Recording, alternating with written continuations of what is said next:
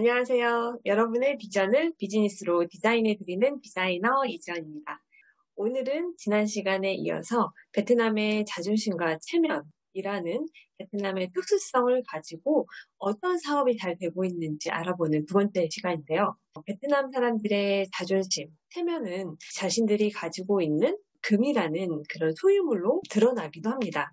우리가 이제 베트남 식당에 가보면 되게 허름해 보여도 그 식당 주인들을 유심히 살펴보시면요. 팔찌, 목걸이, 금시계 이런 것들로 치장을 하고 있는 걸 발견할 수가 있어요. 하지만 그냥 정말 순금으로 돼 있어서 주얼리답지 않지만 이들이 몸에 그거를 가지고 있음으로써 은근한 부를 과시하고 있다라고 할 수 있습니다. 어떻게 보면 베트남 사람들이 이렇게 금을 많이 가지고 있는 이유는요. 집안에 금고가 있듯이 부의 축적 수단으로 가지고 있는 거예요. 베트남 사람들은 은행을 좀 믿지 못하는 점도 있고 과거에 2008년이라든지 80년대 초반에 큰 인플레이션을 겪음으로써 자신들이 직접 현금과 금 그리고 달러를 보유하고 있는 게 좋다라는 인식을 가지고 있습니다.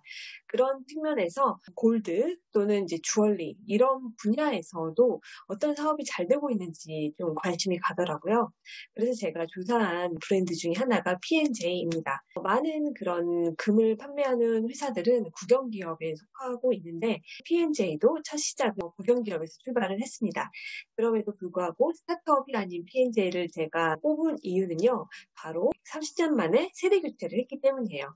30년 동안 P&J를 이끌어온 회장이 사실 자신의 아들에게 자리를 물려주었는데 그 아들이라고 해서 무조건 그 P&J를 물려받은 건 아닌 것 같아요. 스토리를 들어보면 P&J를 이어받은 레치똥은 금수저임에도 불구하고 스스로 노력으로 그 자리까지 이어온 것을 알 수 있습니다. 점선면을 찍어서 그 자리에 온 레치똥의 이야기 여러분들께 들려드리고자 합니다.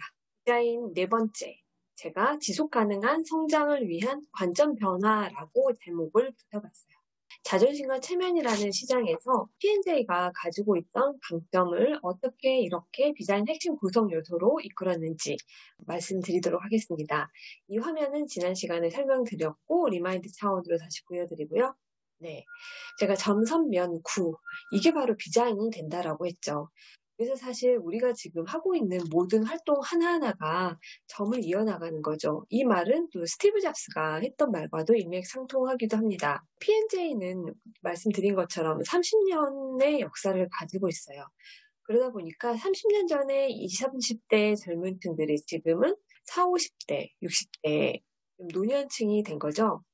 그러다 보니까 P&J가 혁신을 해야 되는 시점이 왔습니다. 하지만 알게 모르게 P&J의 혁신을 주도해왔던 레시통이 있었던 거죠.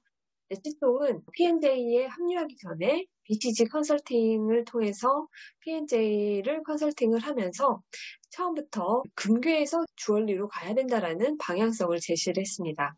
그래서 미리 준비를 할 수 있었기 때문에 P&J는 금 시장에 있어서 베트남 시장의 마켓 체인저로 활동을 하고 있어요. 여전히 많은 소비자들, 특히 북쪽에 있는 사람들은 금을 재산의 수단으로 활용하고 있기 때문에 P&J 경쟁사들 같은 경우는 여전히 금괴를 생산하고 있지만 남쪽같이 조금 트렌디하고 서양 문화를 많이 받은 지역의 소비자들은 주얼리로서 금을 소유하고 있는 차이가 좀 있습니다. 그래서 레치통이 CEO로서 취임을 한 이후에는 주얼리에서 나아가 주얼리 비욘드라고 해서 P&J 넥스트라는 새로운 컨셉을 만들어서 시도를 하고 있고요. P&J 넥스트라는 새로운 모델을 통해서 그동안 P&J가 가지고 있던 패러다임, 즉 제품 중심 매니팩처러에서 고객 중심의 리테일러로 변신을 하자라는 방향을 이끌고 있습니다. 고객 특성들이 천차만별이다 보니까 베트남에서는 주얼리가 자산과 패션 사이에 과도기에 있다. 그래서 고객들이 굉장히 다양한 세그먼트에 있기 때문에 각각의 고객들을 타겟팅으로 한 다양한 사업 모델을 고객들에게 제시하고 있는 그런 게 바로 P&J의 모델입니다. P&J는 대기업에 속하지만요.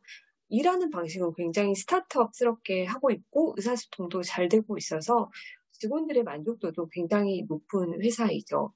궁극적으로 이 회사 같은 경우는 대기업인 만큼 비전 미션 핵심 가치가 다른 스타트업보다는 잘 정립이 되어 있는데 이들의 미션은 최고 수준의 상품과 서비스, 합리적 가격, 선진화된 경영 및 생산 시스템, 장인의 세공 기술로 고객 만족을 향상시키는 것이라고 굉장히 벽에 걸린 문구처럼 딱 정리가 돼 있는 걸 알 수가 있고요.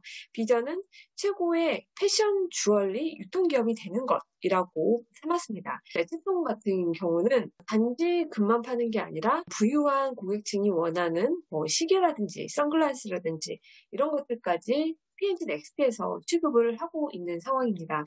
그리고 레지통과 인터뷰에서 제가 좀 느꼈던 부분은 여전히 젊은 베트남의 소비자들이 한류에 대한 니즈가 크기 때문에 레지통 역시 저에게 한국에서 좀 잘 나가는 패션 브랜드를 좀 소칭을 해주면 어떻겠느냐라는 의뢰를 하기도 했습니다.